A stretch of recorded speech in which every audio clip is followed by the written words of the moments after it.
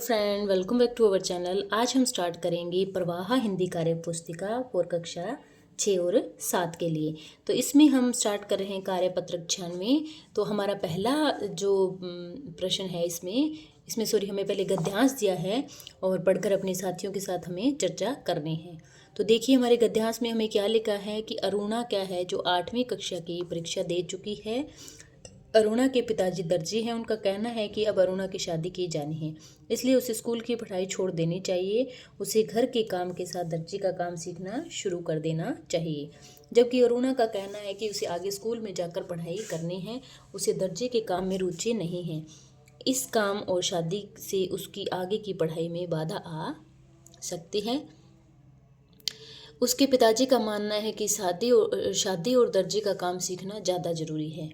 ठीक है, आपकी इस बारे में क्या राय है? आप अरुणा और उसके पिताजी को क्या सलाह देंगे? इस विषय पर अपने विचारों को हमें लिखना है। तो देखिए हमने विचारों को यहाँ पर लिखा है।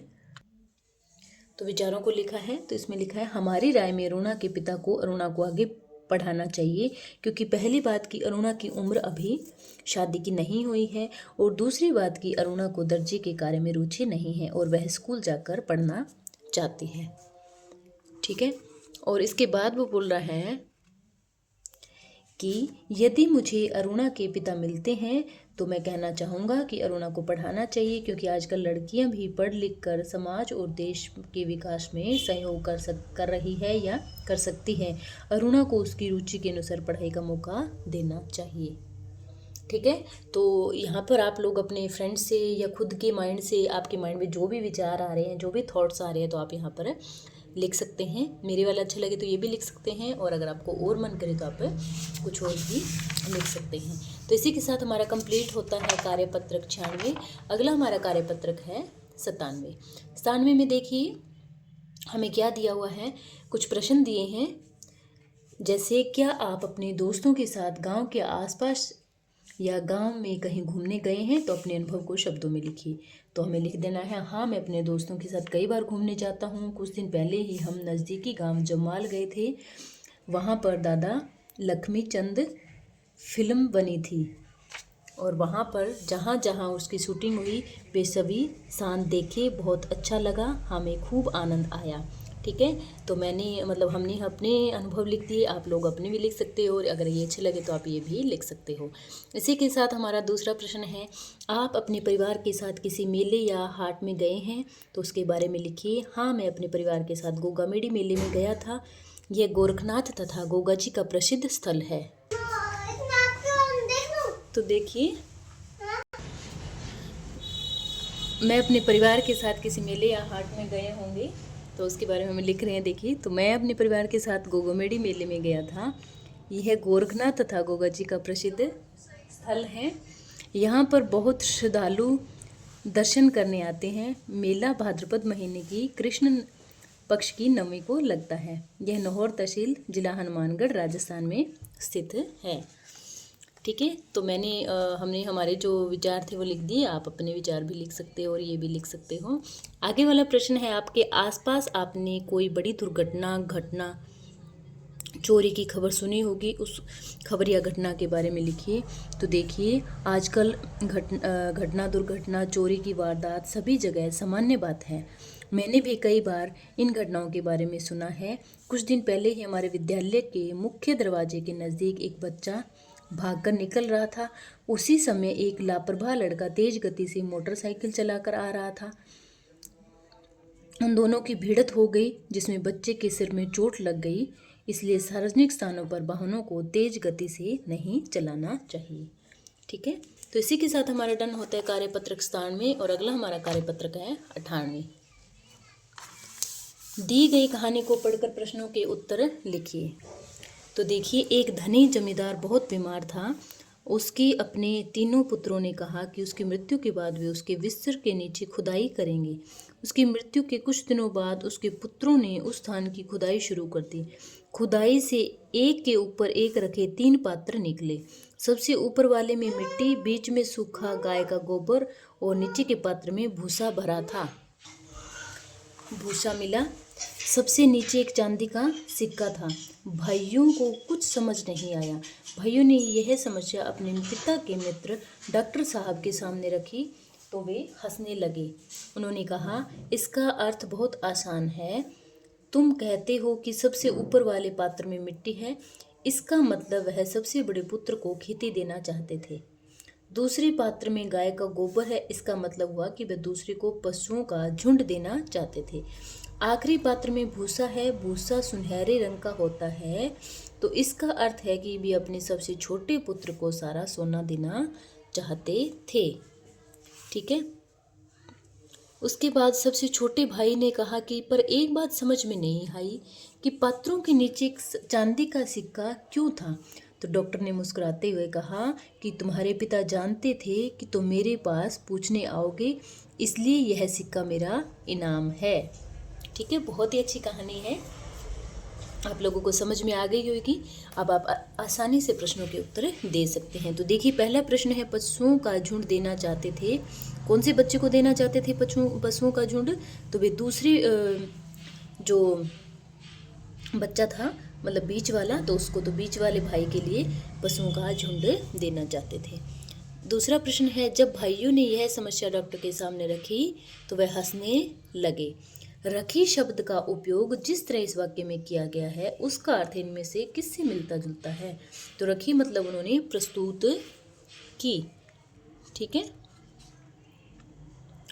इसके बाद है तीसरा प्रश्न, इस कहानी का उचित शीर्षक लिखिए। तो इसका उचित शीर्षक है बुद्धिमान मित्र डॉक्टर। चौथा प्रश्न है, भाइयों ने अपनी समस्या किसको बताई? तो भाइयों ने अपनी समस्या अपने पिता के मित्र डॉक्टर को बताई। अगला है, यदि आप जमींदार के स्थान पर होते तो बंटवारा कैसे करते और क्यों? यदि मैं जमींदार के स्थान पर होता तो सभी वस्तु अर्थात जमीन, जानवर और धन बराबर बराबर बांटता। ठीक है, तो ये हमारा कार्यपत्रक डन होता है 98। अगला हमारा कार्यपत्रक है 99। 99 में पहला है, हमें कविता दी गई है, उसको पढ़कर हमें प्रश्नों के उत्तर देखने हैं। हट कर बैठा चांद एक दिन माता से यह बोला, सिलवा दो माँ मुझे ऊन का मोटा एक झिगोला। सनसन चलती हवा रात भर जाड़े से मरता हूँ, ठिठुर ठिठुर कर किसी तरह यात्रा पूरी करता हूँ। जाड़े की तो बात ठीक है पर मैं तो डरती हूँ, एक नाप में कभी नहीं तुझको देखा करती हूँ। कभी एक अंगुल भर चौड़ा, कभी 1 फुट मोटा, बड़ा किसी दिन हो जाता है और किसी दिन छोटा। तो इस कविता में, पहले प्रश्न में है, इस कविता में किस किस के बीच बात हो रही है? तो उस कविता में चंदा और उसकी माँ के बीच में बातें चल रही है। चंदा क्या सिलवाना चाहता है? तो चंदा है वो झिंगोला सिलवाना चाहता है। ठीक है। माँ को चंदा के कपड़े सिलवाने से में क्यों डर लगता है?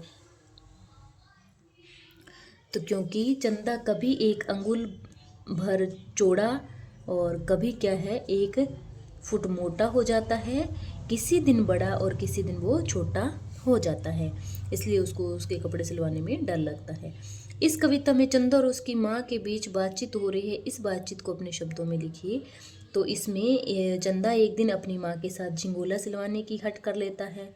ठीक है, कि ठंडी रातों में उसे ठंड लगती है, माँ सिलवाने के लिए राजी है, परंतु उसे डर लगता है कि चंदा कभी 1 अंगुल बड़ा हो जाता है और कभी 1 फुट और कभी 1 फुट और बड़ा हो जाता है और कभी छोटा हो जाता है, तो उससे कपड़े किस आकार के वो सिलवाए।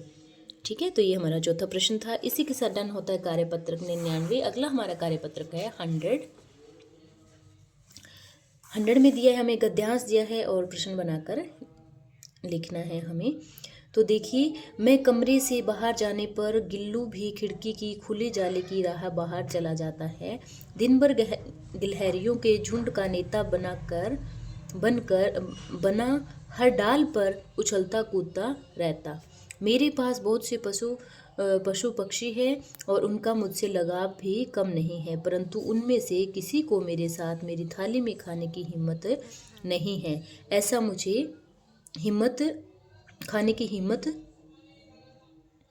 मेरी थाली में खाने की हिम्मत हुई है, ऐसा मुझे याद नहीं।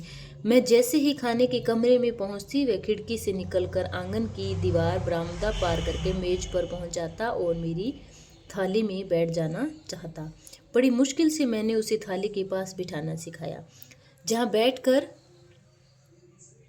वह मेरी थाली में से एक एक चावल उठाकर बड़ी सफाई से खाता रहता। काजू उसकी प्रिय खाद्य वस्तु थी।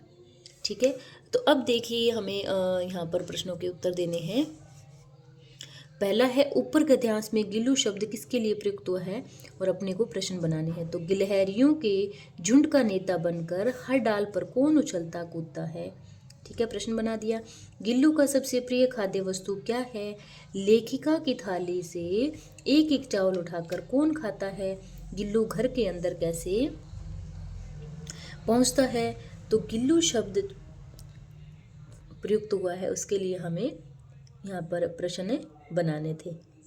ठीक है, अगला है छठा प्रश्न, गिल्लू की प्रिय खाद्य वस्तु क्या थी। तो गिल्लू की प्रिय खाद्य वस्तु काजू थी। ठीक है, आप भी प्रश्न संख्या 6 की तरह 2 प्रश्न बनाइए।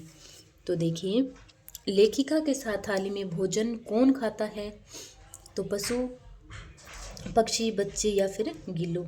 तो घ ऑप्शन अपना करेक्ट हो जाएगा, गिल्लू खाता है। जो गिल्लू है, गिल्लू को थाली के पास बैठना किसने सिखाया। आपने सिखाया, गिलहरियों ने या लेखिका ने या उसने स्वयं सीखा। तो ये लेखिका ने सिखाया, इसलिए ग ऑप्शन है वो करेक्ट हो जाएगा। इसी के साथ हमारा डन होता है कार्यपत्र 100 और हमारी जो प्रवाह हिंदी कार्य पुस्तिका है क्लास 6-7 की वो कंप्लीट होती है। तो प्लीज़ सारी वीडियोस को देखिए and thanks for watching. Bye bye.